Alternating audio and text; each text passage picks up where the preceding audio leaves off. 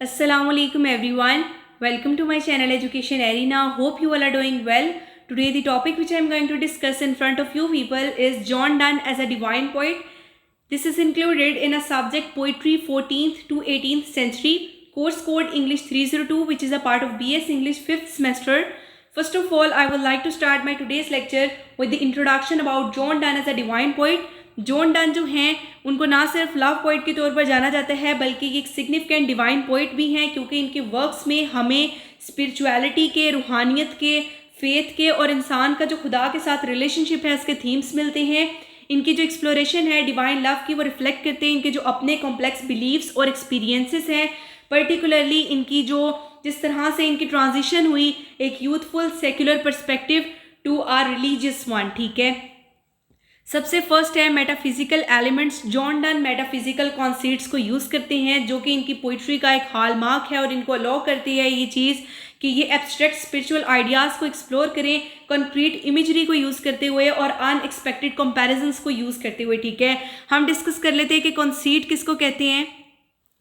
Metaphysical concept basically एक elaborate और startling metaphor है, ठीक है, या एनालॉगी है, ठीक है, जिसको पोइट्स यूज़ करते हैं। पर्टिकुलरली वो जो मेटाफिजिकल पोइट्स 17th सेंचुरी की हैं उनके साथ एसोसिएटेड हैं, लाइक जॉन डन या जॉर्ज हर्बर्ट। ठीक है, ये कॉन्सेप्ट्स कंपेयर करती हैं दो वास्टली डिफरेंट थिंग्स को एक क्लेवर, इंटेलेक्चुअल और सरप्राइजिंग वे में, और हाईलाइट किया जाता है एक रिलेशनशिप जो कि आइडियाज़ और ऑब्जेक्ट्स के दरमियान में है जो फर्स्ट ग्लैंस में हमें अनरिलेटेड लगते हैं। ठीक है, तो ये बेसिकली है, ये जो इंटेलेक्चुअल अप्रोच है ये रीडर को इनवाइट करती है कि डिवाइन लव और एग्जिस्टेंस की नेचर के ऊपर जो है वो पॉन्डर करे।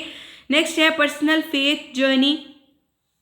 जो डन की पोइट्री है वो रिफ्लेक्ट करती है इनके जो अपनी स्पिरिचुअल स्ट्रगल्स और ग्रोथ है, ठीक है, इनका जो पर्सनल एक्सपीरियंसेस हैं, यानी कि इनकी जो कन्वर्जन है एंग्लिकैनिज्म की तरफ, ठीक है, और इनका जो रोल है एज अ क्लेरिक, ये इन्फॉर्म करती हैं इनकी एक्सप्लोरेशन जो है फेथ, डाउट और जो क्वेस्ट है डिवाइन कनेक्शन के लिए। ठीक है, अब हम डिस्कस कर लेते हैं एंग्लिकैनिज्म बेसिकली क्या है।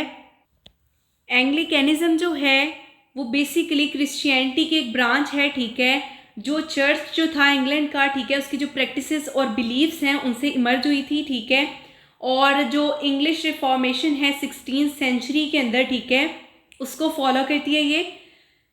ये बेसिकली रिप्रेजेंट करती है एक middle path between the Roman Catholicism and Protestantism, ठीक है, और कंबाइन करती है इन दोनों ट्रेडिशन के एलिमेंट्स को।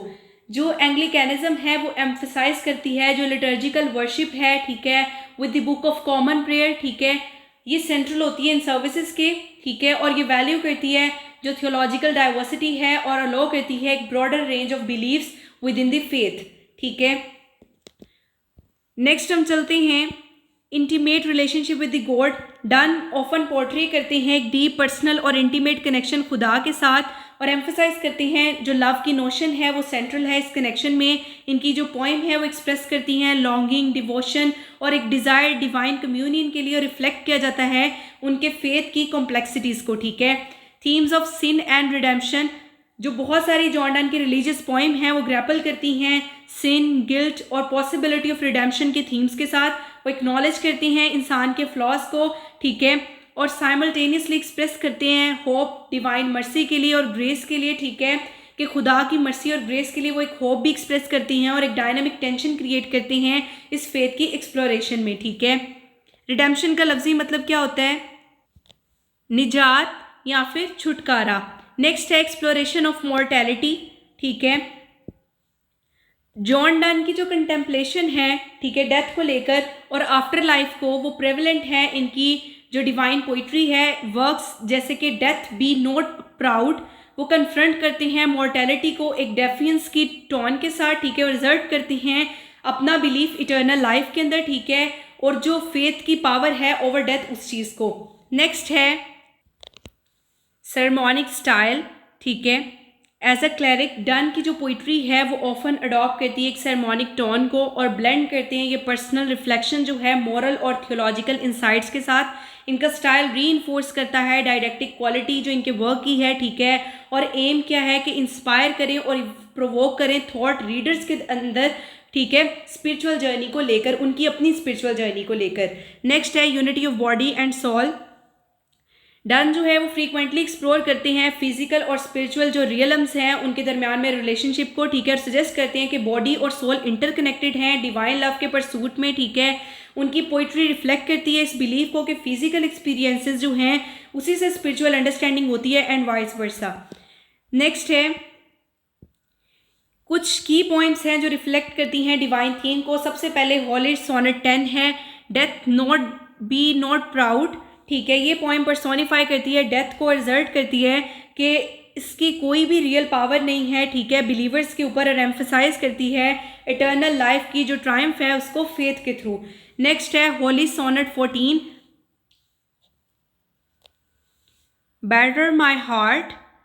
इस सोनेट के अंदर डन जो है वो एक्सप्रेस करती हैं एक डेस्परेट डिज़ायर, खुदा की जो इंटरवेंशन है, ठीक है, उसकी ज़िंदगी के अंदर उसके लिए, और पोर्ट्रे करती हैं एक टमल्टुअस रिलेशनशिप डिवाइन के साथ जो सीख करता है ट्रांसफॉर्मेशन और रीन्यूअल, ठीक है।